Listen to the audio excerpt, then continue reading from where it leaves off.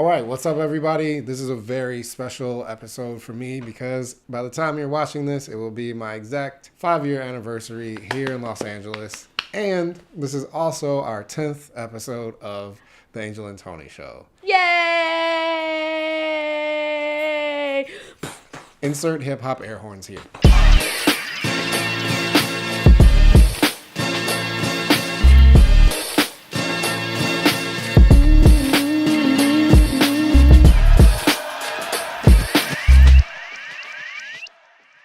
So this episode is going to be about toxic masculinity. And I wanted to start off with a story. Story time! I went to Japan with one of my best friends. And one time we were on a roof looking at a sunset. His girlfriend said that he was crying. My immediate reaction was to start laughing at him. And I was like, bro, you are not crying right now. And he was like, it took a lot for me to be able to be here. And it was both of our first time leaving the country. And he was like, it's cool how everybody on top of this building all went to this one side and we're kind of all having this moment looking at the sun together, and it just got me emotional. And after he explained it, I kind of felt like I was the idiot for saying something about him, like having an emotion out loud. So then after that was when I sort of started hearing this term on the internet, toxic masculinity. And I thought it was kind of like just another hot button, buzzword that like people were saying. And I also was hearing it from girls more than anybody. And my first reaction to it was to get defensive. Like, how do you know what being a man is? You're a girl. The more I thought about it, the more I realized that like I've been bred to be like a certain way my whole life. And so is my dad, so is my granddad. Like, men in general are bred to think it's soft or like gay to like feel emotions. I don't know. I just wanted to talk about like why that is. What do you think the worst part of like toxic masculinity is from like a girl standpoint? For me, I think the biggest experience I've had with toxic masculinity is their lack of emotional intelligence. I think that's the biggest part of it. A lot of my best friends are male, straight males, and it's hurtful to watch them go through that, because they try to be this big, tough person. It's like, I know, I could see it. I see you, and they bottle things up until they get to this point of breaking rather than actually dealing with things head on or showing some sort of vulnerability within themselves, and it starts at such a very young age. With my sister, I've said a couple things to her because there's been a couple times where I've heard her say to my one nephew, like, boys don't cry. Have you heard that in your life? Yeah.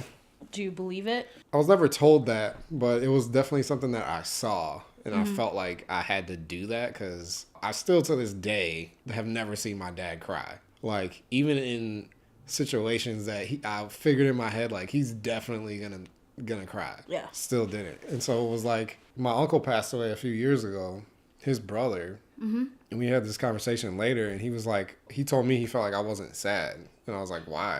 And he said, because I didn't cry at the funeral. And I was like, I was watching you the whole time and you didn't cry. So I felt like I couldn't cry either because he's always been who I feel like I'm supposed to be.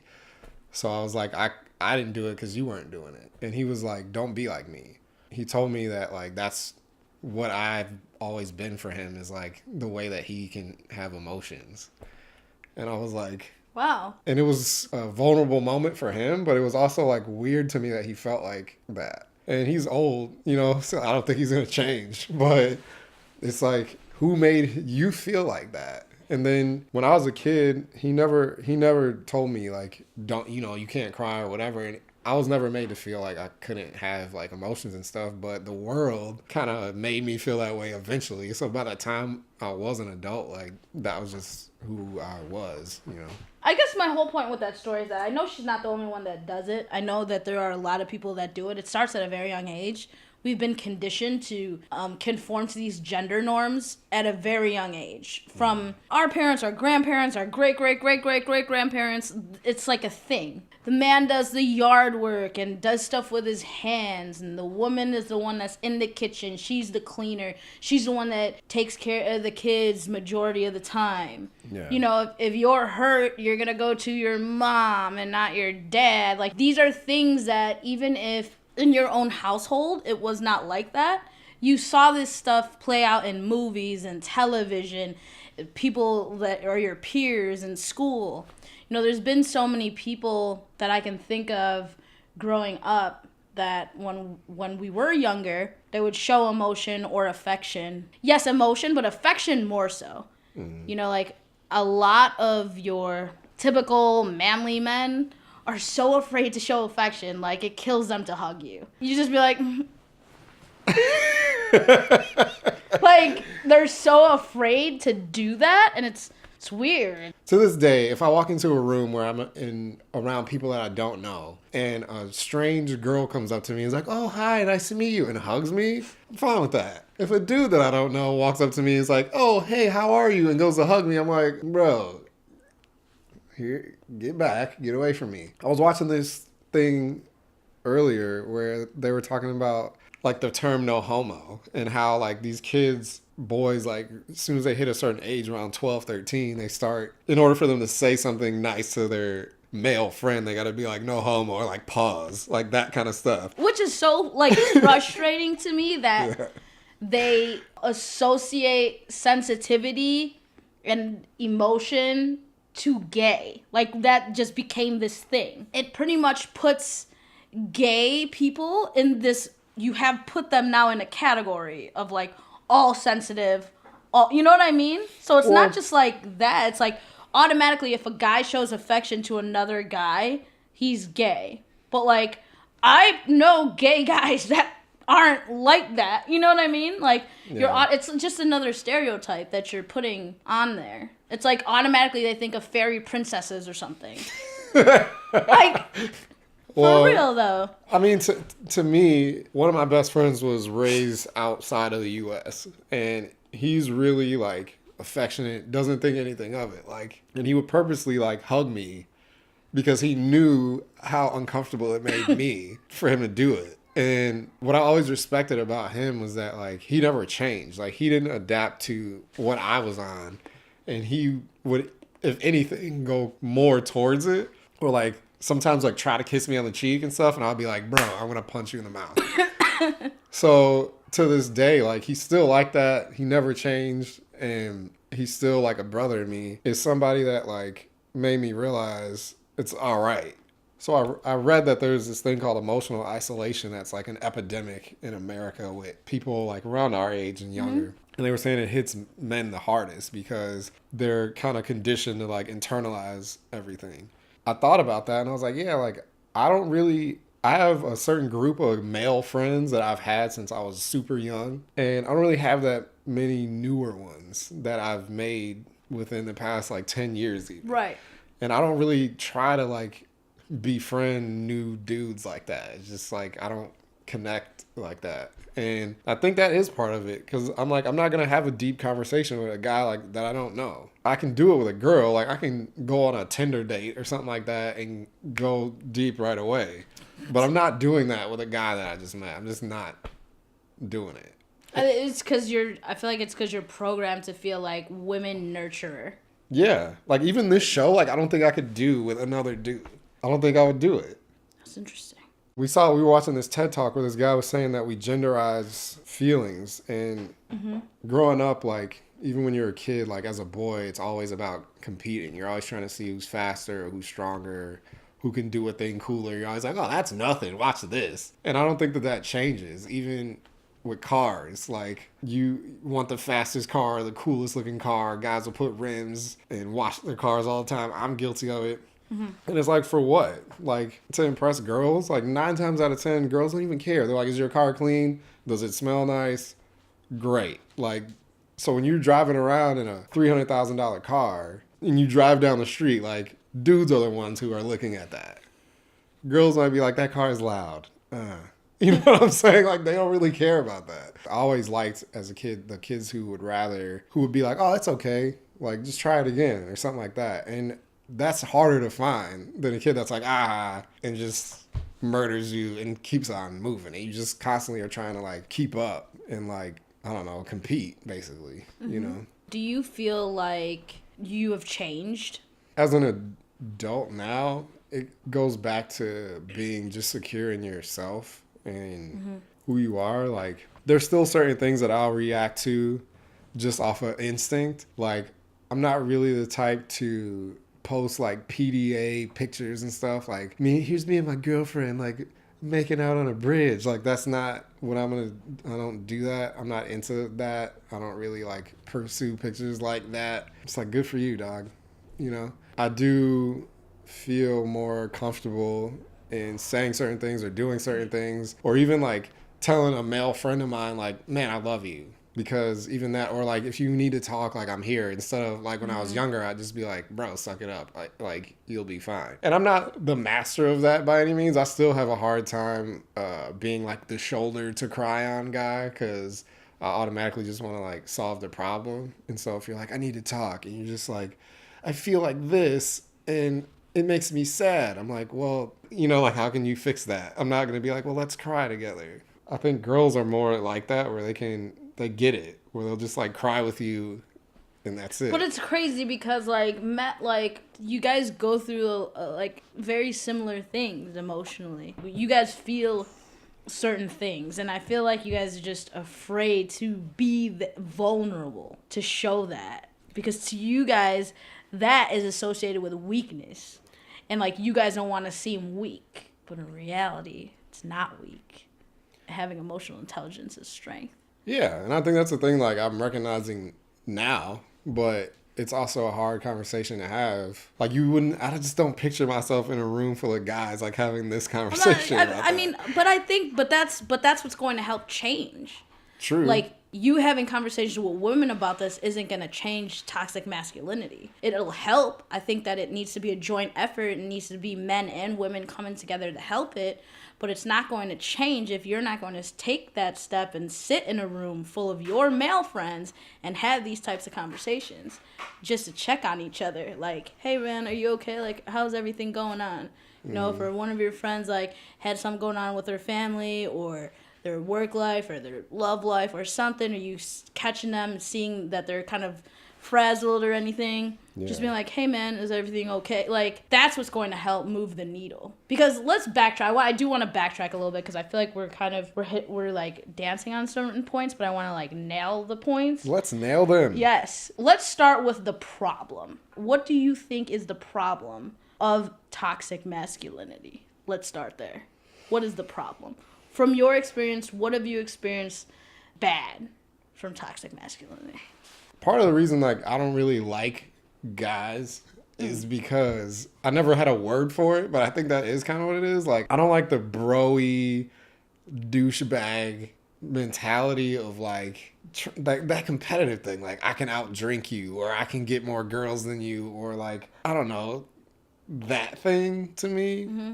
Or thinking like you can't work like for a woman, or like thinking you're like smarter than women, or I need to explain this to you because you don't get it. Like, sometimes we don't even have enough time to talk about the pay gap. So like, yeah, we'll touch on that another time. But yeah, I get it. And there's a lot of things where that kind of like frat mentality of like, this is a secret club.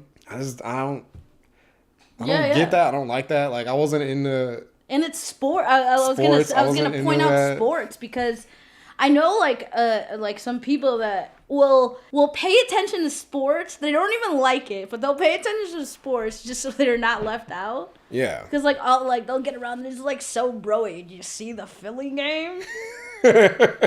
Did you see the hockey puck and the sports ball? Yeah. Sports balls. I just want to say there's nothing wrong with that if you truly like it, but don't feel like you have to conform. And I think that's what it is a lot of people are conforming into what they feel these gender norms should be. And it's harmful.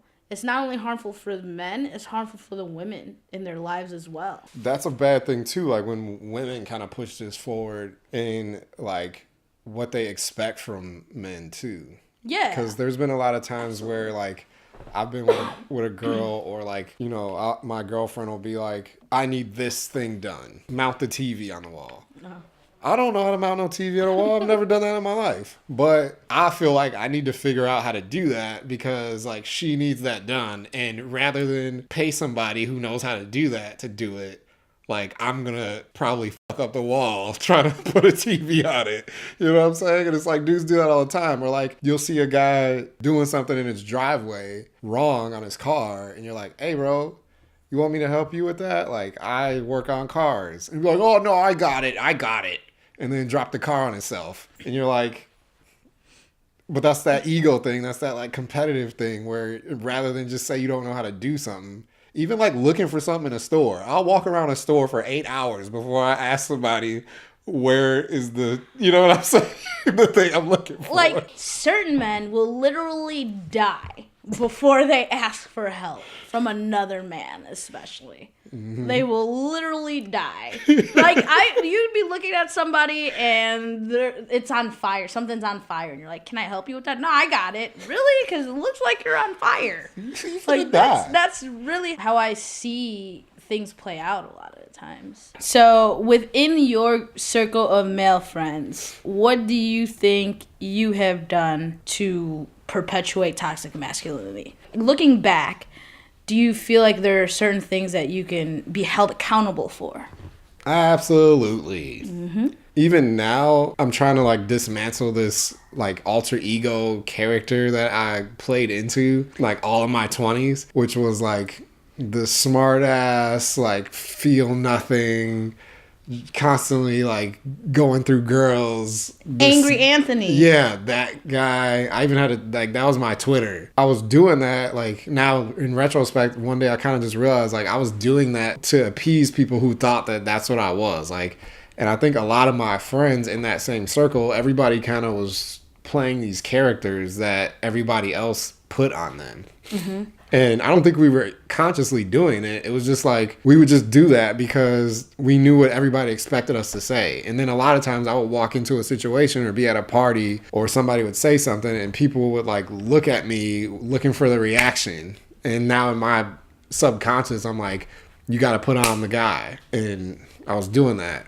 So now there's certain things that I'll do or say or things that I believe or whatever that people won't either believe me or they'll be like, well, you used to be this guy. You used to say this. Like, what happened to that? And it's just like, we got to evolve. You know what I'm saying? Like, Keyword. At the end of the day.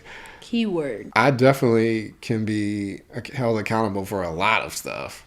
And I think part of what I'm trying to do now, even with this show, is show my real thoughts on stuff. And, like, give myself, like, a space to say, like, my real thoughts on things without playing that character anymore. What I'm realizing too is the person that I actually am, like people like more, I think. So. Yeah, I like the funny thing is I've known Tony for like 10 years now. You didn't come off as Angry Anthony at first to me. You know, I didn't really see that side of you until our Ruby Hornet days. Yeah. At least I didn't. But then when you came out here and you moved out here, you took on that I'm an asshole, look at me type of appeal. But it was really when it was a lot more people around. Mm. Like, me and Tony can have conversations and it'll be not at all like an Angry Anthony. It would be like this. Yeah. I feel like I always saw past that part of you. Mm. But when I would bring him to certain parties or whatever, people were like, yeah, what's up with that? What's going on with Tony? Like, and it became this thing where people were almost desensitized to how you were. They was just like, oh, that's just how Tony is. But I'm like, no, guys. Like, so people are looking at me. Why are you friends with this guy? Oh, wow. He's angry and mean. He's not nice. Wow. And I'm like, wait a second. But he's not like that when it's just us two. But I also think, too, like, that was a defense mechanism for just the fact that I'm shy. You know what I mean? Yeah. And because I was like shy, like when I was a kid, I would like hide behind my dad or like sit next to whatever adult that I was with. And then as I got older, it just was like I would play it off like, oh, I'm just a badass. Like it's just how it is. Mm-hmm. But it wasn't. It was like I felt super awkward.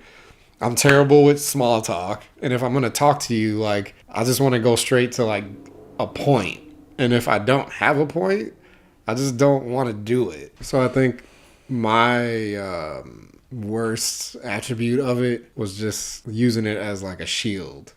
And like I always looked up to like James Bond and like suave movie characters that could just go in a room and like get all the girls and like automatically be cool, and thought that that was real and like that was how it was in real life.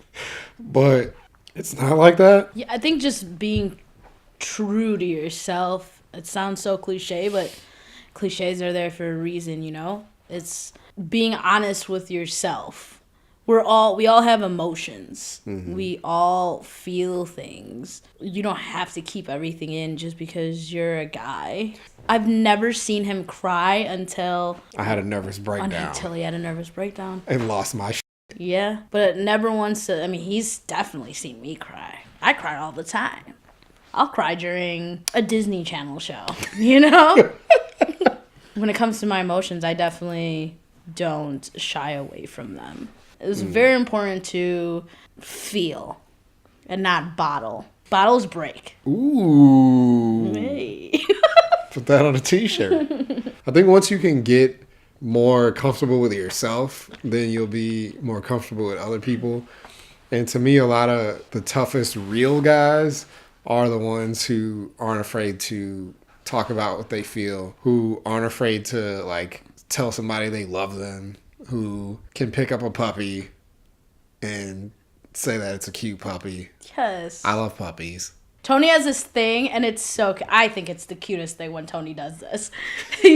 He'll see... They're usually like German Shepherd puppies, and he'll see it on social media or even just on our walks. And he'll be like, I love him. But he'll always do it in this voice that I know he probably doesn't show other friends of his. Yeah. I love him. Like, that's what he says. Now that I'm older and like care less about people's perceptions, and I still have a lot of work to do, but I just kind of like am who I am. And I've realized that like it hasn't really changed anything. Like the people whose opinions I care about haven't changed. And so at the end of the day, who are you competing with? All that ego and that like bravado and stuff is just like, it doesn't matter. A lot of our favorite people are like our grandparents. And like, are they Billy Badass beating up people all day? No. Like, they're people who've been through it. They've seen it all. And at the end of the day, they just realize all that matters is loving. Like, and that's all they do. And that's where we're all headed, hopefully, to being old. Wow. And that's all you're going to be able to do. Yes. I guess my goal is to work on that, be more emotionally intelligent, be more vulnerable, just to say that like we all should, and call your boys and ask them how they're doing and really listen. Just vulnerability allows you to be relatable. With that said, I just wanted to shout out the people who've been supporting the show. Shout out to Kona, shout out to JD, Stefan, my Aunt Stacy, everybody who's really like made an effort to support us and like shared our stuff, likes our stuff, comments on our stuff. It means a lot. And I think pretty soon we're going to figure out some way to like give back to those that have been given to us. Secret time. Yeah, I mean, like bouncing off of him, thank you to all my family and friends. I can't really name everybody, but I appreciate you guys. I see you guys, and we'll send you guys something special. It's really important for us that you guys are actually listening. Like, it's wild to even think that we'll get more than 5 views on anything that we do, right. To be honest. So we didn't expect anything, and I think that's what's awesome. I think what's better than any view is a comment of somebody relating to something that we're saying or being impacted by something that we're saying. That's really what this is for. We want to be able to create a community and a platform for people to have these types of conversations so that people can relate to it and grow, because that's what it's about. And to show each other that, you know, you're not alone. On that note, like and subscribe. Yeah. Share. Yeah. Honestly, if you guys can just share it to one other person, especially this video. You know, I think this is a huge step for Tony to even like talk about. I think it's awesome to show growth. I feel like it can really help open up people's minds. You know, Tony opened up his heart to y'all. So if you guys could just share this to one person that needs to hear about toxic masculinity, that would be amazing. Dope.